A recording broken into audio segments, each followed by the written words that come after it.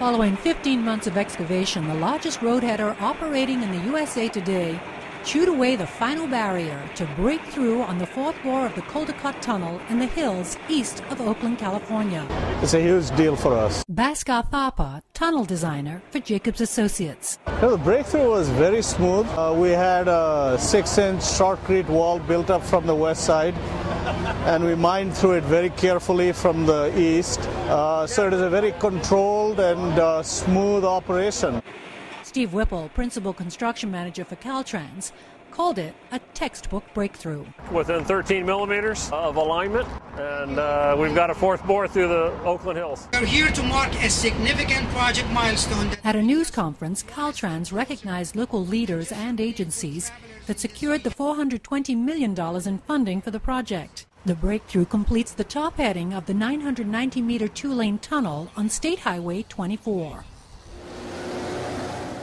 During a site visit 3 weeks earlier, Axel Nitschke, lead NATM engineer with Gall Zeidler Consultants, described the ground as better than expected, with excavation mostly in support categories 2A and B, and that it was the best ground that slowed progress rates. In the sandstone with the best support category and even an increased advance length of 2 meters, the relatively hard material slowed us down. So in the best support category we hadn't got the best progress rates, but this was to be anticipated as well. Excavating from the east portal, contractor Tuda Perini, using a Verth roadheader, completed the bulk of the top heading. Its subcontractor Foxfire, using a standard Caterpillar excavator, mined about 200 meters from the other direction. 2 of the 7 cross passages between bores 3 and 4 are also completed. Tuda Perini secured the project with a low bid of $215 million in September 2009 and is credited with pushing the pace.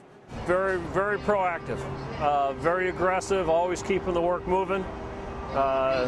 If we run into minor issues, very proactive in getting them solved and keeping the work moving forward.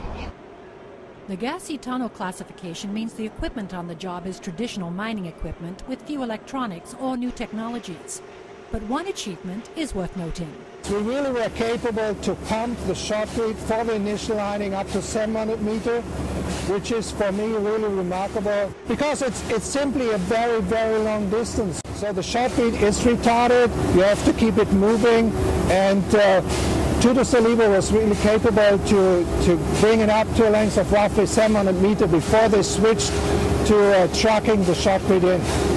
With the top heading complete, Tuda Perini will now turn around and head back east to excavate the bench and the invert. But for the moment, Caltrans and the construction team are celebrating the breakthrough. I've been here from the start of design, day 1 in 2004. So I've seen every day of the design and every day of the construction. So this is, the culmination of all of that work, finally resulting in a tunnel. So it's just huge. In Northern California, Paula Wallace for TunnelTalk.com.